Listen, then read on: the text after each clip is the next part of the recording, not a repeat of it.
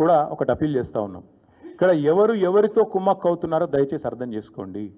అమృత్ కుంభకోణంలో రేవంత్ రెడ్డి గారి బావమరిది వ్యవహారం ఉండి కూడా రేవంత్ రెడ్డిని కాపాడుతున్నది కేంద్ర ప్రభుత్వం. ఆర్ఆర్ ట్యాక్స్ అని చెప్పి స్వయంగా ప్రధానమంత్రి ఆరోపణ చేసి ఇక్కడ బిల్డర్ల దగ్గర 200 రూపాయలు స్క్వేర్ ఫీట్కి వసూలు చేస్తున్నా ఇప్పటి వరకు ఉల్కకుండా పలకకుండా ఉన్నది కేంద్ర ప్రభుత్వం. అట్లాగే సివిల్ సప్లై స్కామ్లో ఈ ప్రభుత్వాన్ని కాంగ్రెస్ను కాపాడుతున్నది కేంద్ర ప్రభుత్వం.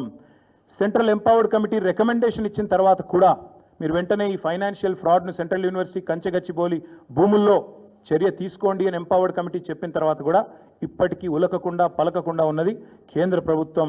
మరి ఈరోజు ఈ విషయంలోనన్నా నేషనల్ హెరాల్డ్ విషయంలోనన్నా స్పందిస్తారో లేదో మేము కూడా చూస్తాం.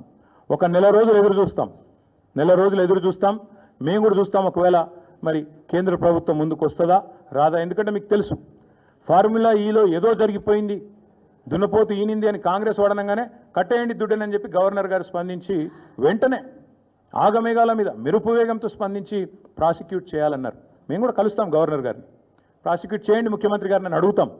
తప్పకుండా ముఖ్యమంత్రి గారు ప్రాసిక్యూట్ కావాల్సిందే, ఆయన ప్రజాక్షేత్రంలో దోషిగా నిలబడవలసిందే, చేసిన తప్పులకు తప్పకుండా శిక్ష అనుభవించాల్సిందే. అట్లాగే ఇంకొక మాట కూడా చెప్తా ఉన్నాం, ఒకవేళ కేంద్ర ప్రభుత్వం కూడా స్పందించక బీజేపీ కూడా ఒక రక్షణ కవచం మాదిరిగా ఏదైతే ఇన్ని రోజులు రేవంత్ రెడ్డి గారిని కాపాడుతూ వస్తున్నదో మరి తప్పకుండా ఒకవేళ వారు స్పందించకపోతే నెల రోజుల తర్వాత పార్టీలో మేము కూడా కూర్చుని కార్యాచరణ ఏం చేయాలో తీసుకుంటాం. ప్రజాక్షేత్రంలో అవసరమైతే తప్పకుండా ఈ ముఖ్యమంత్రి గారిని అదేవిధంగా ఆయనను ఒక కవచ కుండలాల మాదిరిగా కాపాడుతున్న బీజేపీని కేంద్ర ప్రభుత్వానికి కూడా ప్రజల ముందు ఎండగడతామని చెబుతూ ఇక చివరిగా నేను చెప్పేది ఒకటే,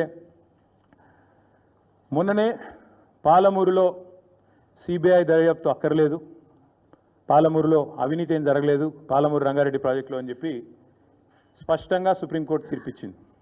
ఇంకొక వైపు సొంత పార్టీ ఎమ్మెల్యేలు 30% కమిషన్లు లేందే ఇక్కడ ఏ పని జరగదు అని సొంత పార్టీ ఎమ్మెల్యేలే కుండలు బద్దలు కొడుతున్నారు. అట్లాగే సొంత మంత్రులు క్యాబినెట్ సహచరులు స్పష్టంగా చెప్తున్నారు మా మంత్రులు పైసలు తీసుకుంటారు లేదా ఫైళ్ళు కదలై అని చెప్పి పాపం నిజాయితీగా ఒప్పుకుంటున్నారు.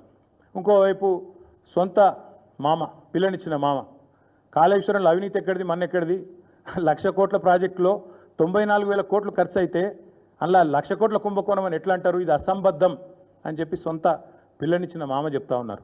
కాబట్టి ఫ్రస్ట్రేషన్లో రేవంత్ రెడ్డి గారు ఏవేవో చేస్తుంటారు, ఏవేవో లీకులు ఇచ్చి ఏదో రకంగా మీడియా మేనేజ్మెంట్ చేసి నేషనల్ హెరాల్డ్ కేసులో ఛార్జ్షీట్లో పేరు వచ్చిన కొన్ని పత్రికలు అయితే రాయలేదు. మాకు చాలా ఆశ్చర్యంగా ఉంది, ఎంత బాగా కవర్ చేసుకుంటూ వస్తున్నారంటే రేవంత్ రెడ్డి గారిని చాలా ఆశ్చర్యంగా ఉంది, ఇట్లా కూడా చేయొచ్చా అని. అంటే ఇంత పెద్ద కేసులో ఇంత పెద్ద మ్యాటర్ వస్తే ఒక ముఖ్యమంత్రి పేరు వస్తే ఇదే కేసీఆర్ గారి పేరుంటే రాకపోదురా, ఇదే కేసీఆర్ గారి పేరుంటే కోతికి కొబ్బరి చిప్పు దొరికినట్టు కొంతమంది సంబరాలు చేసుకుంటూ పేపర్ల నిండా తాటికాయంత అక్షరాలతో రాసేటోళ్ళు ఇలా రేవంత్ రెడ్డి గారికి కవరింగ్ ఇచ్చేందుకు చాలా కష్టపడి కాపాడుతున్నారు. వారందరికీ నేను చేసే విజ్ఞప్తి ఒకటే, మీరు ఎన్ని చేసినా ఎంత గింజుకున్నా ఈ మీడియా సంస్థలు ఎంత తాపత్రయపడ్డా ఆయన మీకు ఎంత అడ్వర్టైజ్మెంట్లు ఇచ్చినా ఎన్ని రకాలుగా మిమ్మల్ని ఫోన్ చేసి బెదిరించినా ప్రజలకు విషయం అర్థమైపోయింది. ఈయన ఒక లొట్టపీసు ముఖ్యమంత్రి, ఈయనతను ఏం కాదు అని అర్థమైంది. కాబట్టి మీరు కూడా దయచేసి నిష్పక్షపాతంగా వార్తలు ప్రజలకు చెప్పండి. లేకపోతే సోషల్ మీడియా ఉంది, మీరు చెప్పినా చెప్పకపోయినా సోషల్ మీడియా ద్వారా ప్రజలకు అన్నీ తెలుస్తాయి.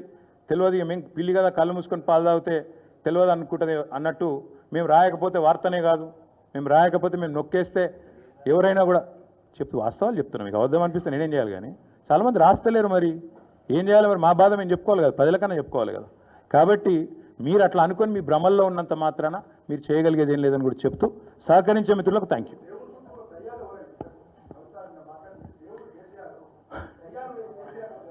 బ్రదర్ మీకు ఒక మాట, ఇంత ఇంపార్టెంట్ ఇష్యూ చెప్తే నువ్వు దేవుడు దయ్యం అనబడుతుంది.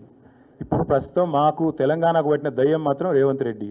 ఆ రేవంత్ రెడ్డి అనే దయ్యాన్ని ఎట్లా వదిలించాలా అనేది మా తాపత్రయం. ఇంకేమన్నా తొందరపడ అంత యాంగ్జైటీ ఎందుకు, అంత టెన్షన్ ఎందుకు, అంత హడావుడి ఎందుకు? నేను చెప్పేది ఏమంటే తెలంగాణకు పట్టిన శని కాంగ్రెస్సు, తెలంగాణకు పట్టిన దయ్యం రేవంత్ రెడ్డి. ఇప్పుడు ఆ దయ్యాన్ని శనిని ఎట్లా వదిలించాలనేది మా టార్గెట్. ఇక మీరు చెప్పే టెన్షన్ ఎందుకే అంతగానో మాట్లాడి రాదు, ఎందుకు అంత ఎగబడుతున్నావు?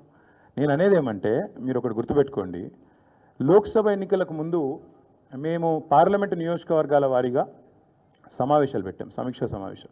ఇక్కడ అసెంబ్లీలో ఓడిపోయాము, ఎట్లా ముందుకు పోవాలని చెప్పి దాదాపు 17 రోజుల పాటు మీరందరూ చూశారు. ఇక్కడే వేల మంది కార్యకర్తలతో కూర్చొని దాదాపు 7, 8, 9, 10 గంటలు వారితో చర్చించాం. ఆ ప్రాసెస్లో చాలామంది డైరెక్ట్గా మైక్లో మాట్లాడిన వాళ్ళు ఉన్నారు, కొంతమంది చిట్టీల మీద రాసిచ్చిన వాళ్ళు ఉన్నారు, కొంతమంది కేసీఆర్ గారికి ఉత్తరం అందించండి అని చెప్పి ఉత్తరాలు ఇచ్చిన వాళ్ళు ఉన్నారు. కాబట్టి మా పార్టీలో we encourage open culture, democracy కాబట్టి, డెమోక్రాటిక్ పార్టీ కాబట్టి, ప్రజాస్వామిక స్ఫూర్తి ఉన్న పార్టీ కాబట్టి మా పార్టీ అధ్యక్షుల వారికి ఎవరైనా సూచనలు చేయాలనుకుంటే ఉత్తరాలు రాయొచ్చు. అదేదో చాలా గొప్ప విషయం అన్నట్టు మీరందరూ అంత బాధపడిపోవాల్సిన అవసరం ఏం లేదు. నేను అనేది ఏమంటే మా పార్టీలో డెమోక్రసీ ఉంది కాబట్టి మా పార్టీ అధ్యక్షుల వారికి మా పార్టీ నాయకులు ఎవరైనా సరే అప్పుడప్పుడు సూచనలు సలహాల రూపంలో లిఖితపూర్వకంగా ఇవ్వచ్చు, ఓరల్గా ఇవ్వచ్చు, రకరకాలుగా ఇవ్వచ్చు. అట్లాగే నేను ఒక మాట మాత్రం చెప్తాను, ఎవరైనా సరే పార్టీలో ఏ హోదాలో ఉన్నా కొన్ని విషయాలు అంతర్గతంగా మాట్లాడాల్సిన విషయాలు అంతర్గతంగా మాట్లాడితేనే బాగుంటుంది. పార్టీ ఫోరమ్స్ ఉన్నాయి, అధ్యక్షుల వారితో కలిసే అవకాశం ఉంది, లేదా ఆఫీస్ బేరర్స్ ఉన్నారు, కలిసి చెప్పుకునే అవకాశం ఉంది. కాబట్టి అంతర్గతంగానే కొన్ని విషయాలు మాట్లాడితే బాగుంటుంది. అది అందరికీ వర్తిస్తుంది, వీళ్ళకి వాళ్ళకని కాదు, అందరికీ వర్తిస్తుంది.